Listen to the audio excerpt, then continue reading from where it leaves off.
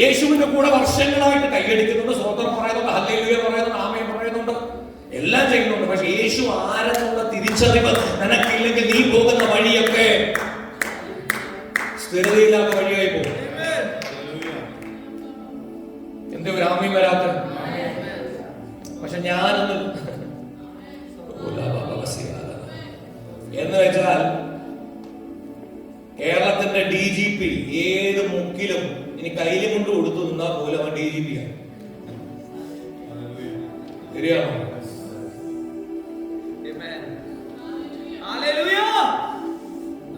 അതുകൊണ്ട് നമ്മൾ ആരെയും ഉണ്ടല്ലോ മുഖം നോക്കി സെൻസ് ചെയ്യരുത്. ഇവന്റെ ഉള്ളിൽ വ്യാപരിക്കുന്ന ഭയങ്കര ശക്തിയായിരിക്കും.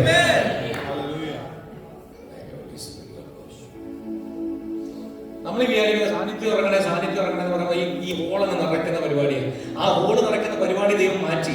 ഇനി നിങ്ങളെ നിറയ്ക്കുന്ന പരിപാടിയെ ദൈവം ചെയ്യുന്നത്. ആലയത്തിൽ പുക കൊണ്ട് നിറഞ്ഞെങ്കിൽ ഇനി ദൈവം ആഗ്രഹിക്കുന്നത് ഈ കോൺക്രീറ്റ് കെട്ടിടത്തിൽ ആത്മാവിനെ നിറയ്ക്കാനല്ല. നീയാകുന്ന മന്ദിരത്തിൽ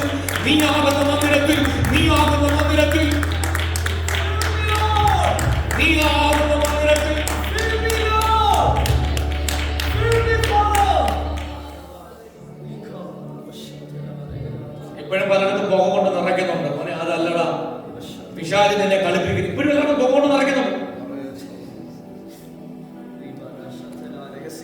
ഇപ്പോഴും പുക കൊണ്ട് നിറയ്ക്കുന്നുണ്ട്.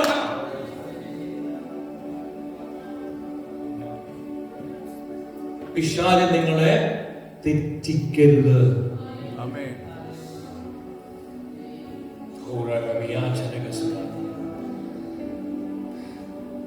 ഞാൻ എല്ലാവരും നിന്നാലും എന്നെ ദൈവം വിളിച്ചിരിക്കുന്ന സത്യം അറിയിക്കാൻ 21 വർഷം സത്യം അറിയിക്കണം. ഞാൻ കള്ളത്തരോ പറയുന്നെങ്കിൽ നിങ്ങൾ കൈ ഒന്ന് ഉയർത്തണം. ബൈബിൾ അല്ല പഠിപ്പിക്കുന്നത്. I am telling the truth. കർത്താവിന്റെ വരവ് വരെ പിശാചിനെ ചെങ്ങലക്കിടുന്നത് വരെയും അവൻ അപവാദിയാണ്. അവൻ ആരെ വിഴുങ്ങേണ്ടു എന്ന് പറഞ്ഞ് അലറുന്ന സിംഹമാണ്. അതാ കർത്താവ് പറഞ്ഞ വേർഡ് ശ്രദ്ധിക്കണം. നമ്മളെക്കാളും അതിബുദ്ധിമാനാണ് സാത്താൻ. അതാ ബൈബിൾ പഠിപ്പിക്കുന്നത്. പിശാചിന്റെ തന്ത്രങ്ങളിൽ വെരി തന്ത്രശാലിയാണ്, വെരി കണ്ണിങ്.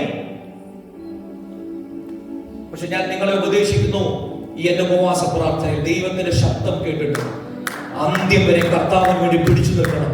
അന്ത്യം വരെ വിശ്വാസത്തിൽ നിൽക്കണം. അന്ത്യം വരെ അടിപതറാതെ ഒരു പൗലോസിനെ പോലെ അപ്പോസ്തലൻ